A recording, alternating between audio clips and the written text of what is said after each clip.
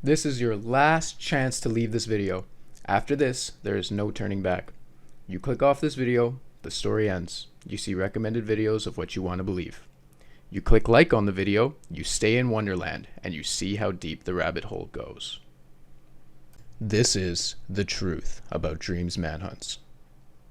This is not speculation. These are facts that I've been told by high-profile Minecraft YouTubers, which I can back with hard evidence. What I'm about to tell you will shock you, but it is not meant to discredit Dream. He is a talented, intelligent, hard-working individual who deserves the success he's getting. But when you mess up, and you make mistakes, and you lie to millions of people, it's only a matter of time until it gets out. Dream has been called out for scripting the manhunts before, and there's quite a large amount of content out there doing so. This is perfectly reasonable, as if you watch his Minecraft videos with scrutiny, you can come to your own conclusions and believe what you want. But when Dream made the video debunking the Mr. Epic's video, he made a very big mistake. He lied about the legitimacy of his manhunts. I'm making this video to educate the average viewer on what they're watching on Dream's channel. So, when I analyze Dream's speedrunner versus hunter videos, I'm able to see it from all angles, which most people can't. I see where he makes his cuts, how his friends play, and his gameplay itself, which has a very risky nature. He goes for incredibly risky plays all the time and gets rewarded when he's able to pull it off. This is mainly attributed to his incredible skill and natural talent when it comes to controlling his Minecraft character, but there are a few key moments that I want to dispute that I believe are staged in his videos. These stunts he's performing are with a team of paid actors. It's essentially a recreation of some of Jackie Chan's famous works. The main character is doing all of his own stunts, but the stunts are premeditated and sometimes shot over and over again, which doesn't retract from the entertainment value, except when he claims they're legitimate. He's marketing WWE as if it's MMA, and to most people, they can't tell the difference. We also know that he's a bit of a hothead and will defend himself to the death, even after being caught red-handed by the speedrunning moderator staff, which concludes that he's going to lie about the legitimacy of everything that he does. Here's what I'm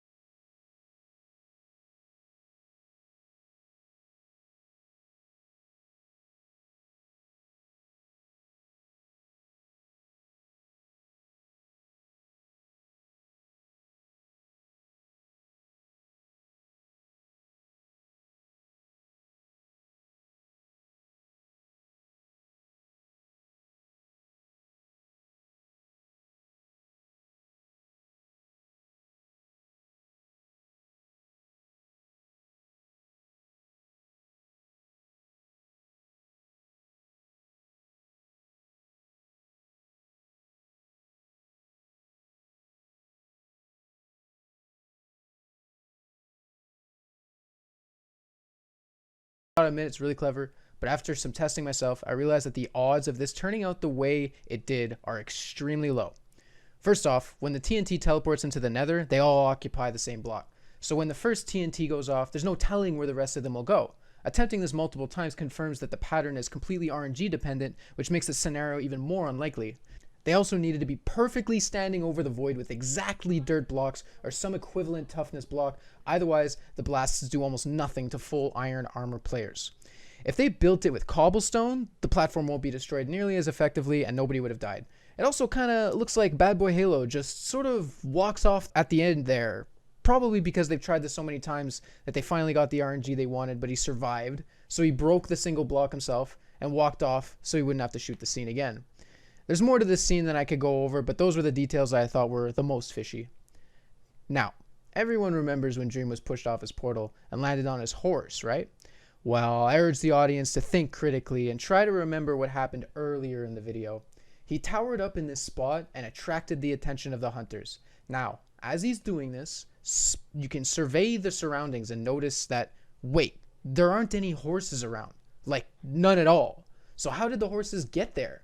I did some research into mob spawning and found out that most non-hostile mobs only spawn in on chunk load, and there's an extremely small chance that they can spawn in afterwards. The only realistic explanation I can come up with is after he killed his buddies, they somehow managed to find saddles and then brought them to the portal and then took the saddles off the horses. Otherwise, the odds of horses spawning naturally in that exact position at that exact time are so astronomically low that it requires my own suspension of disbelief to find it enjoyable. The most rational thing that could have happened was he had somebody spawn those horses in so that he could do that stunt, which is entirely possible since we all pretty much know his friends are in on it. Now look, I know how YouTube works. I know what it's like trying to make good content. I've been trying to do it for years with Hunger Games, with Battle Domes, with any competitive PvP minigame imaginable. Now let me tell you that moments like this almost never happen in recordings because everybody in the video is looking out for themselves and their own perspectives. I just don't get those vibes from Dream's videos. It really seems like in every scenario, Dream picks the greatest option possible and everyone else picks the worst option possible. It's collusion, plain and simple. Is it all fake? Not a chance. Are the videos amazing? Of course they are. They're directed by Houdini himself, always managing to skirt by the skin of his teeth. It is the 13th of December. A few days ago, a lengthy document was released by the speedrun.com moderator team outlining the reasons Dream's 1.16 run was denied. Because he cheated. He modified or had somebody modify his jar files to increase the drop rates of blaze rods and ender pearls. That's it. Case closed. Now, is anyone going to talk about the client swap at the beginning of his 1.15.2 world record? Or are we going back to pretending that it doesn't look like he switched to a different Minecraft client right at the start? To the client where he has his favorite seed preloaded into the game's RNG. You know, the one with the massive cactus, the looting 3 book, and the never-ending desert. Or about how he clears nothing running straight to the portal room without even glancing to his left or through this door. Obviously, those arguments won't hold up since there's very little empirical evidence behind it, but I urge you to come to your own conclusions when we're dealing with a cheating savant. Also, what is he even doing in the first 2 seconds? He's obviously not speedrunning when he's 8 minutes in with an iron sword and a bunch of snowballs. As for Dream's response, I like to imagine he's the imposter in a game of Among Us right now. He's going to lie through his teeth and double down on everything he said because the alternative is accepting defeat and being ejected by the crewmates. Except it isn't 10 people playing. It's 14 million. So I don't expect him to fess up. I expect him to keep running his mouth and deceiving his very impressionable young audience because he's made it clear now that's the only thing he's actually good at. I guess they were right about a dream. You have to be asleep to believe it.